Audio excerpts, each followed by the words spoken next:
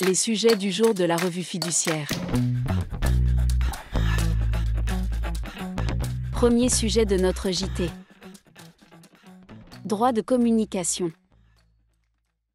Lorsque dans le cadre d'un contrôle, l'administration a obtenu de tiers la communication de documents, il doit informer le contribuable vérifié de la teneur et de l'origine de ces informations, et les lui communiquer si celui-ci en a fait la demande expresse. À défaut, la procédure de redressement est irrégulière.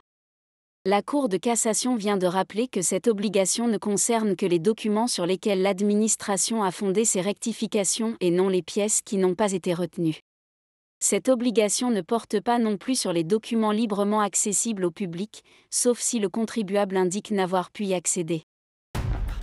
Deuxième sujet de notre JT.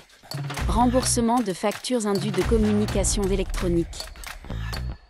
Une société résilie un contrat d'abonnement portant sur des prestations de communication électronique, avec effet en mai 2013.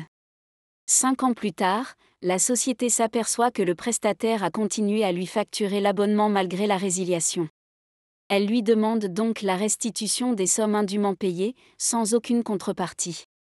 Contrainte d'aller en justice pour faire reconnaître ses droits, l'entreprise obtient gain de cause, mais seulement au titre des sommes réglées entre novembre 2017 et avril 2018. Pour les juges, s'agissant de sommes payées antérieurement, l'action du client est prescrite.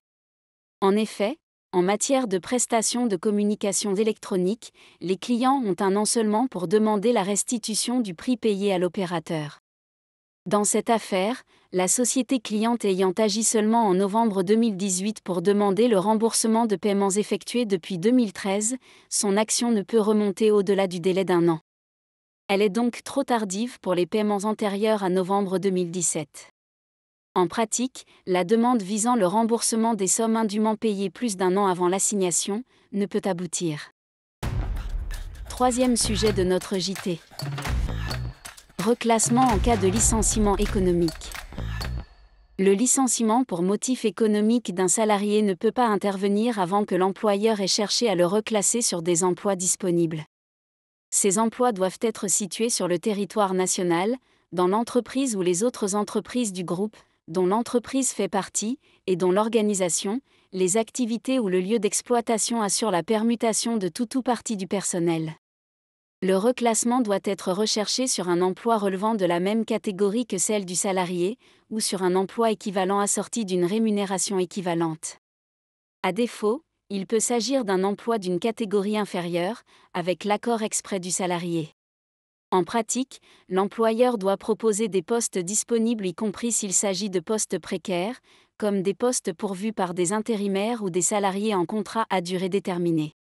La Cour de cassation a confirmé cette analyse dans une affaire dans laquelle des aides médico-psychologiques licenciées pour motif économique, du fait de la fermeture de leur établissement, ne s'étaient pas vues proposer, à titre de reclassement, des postes d'aide médico-psychologique qui avaient été confiés à des intérimaires immédiatement après la rupture de leur contrat de travail.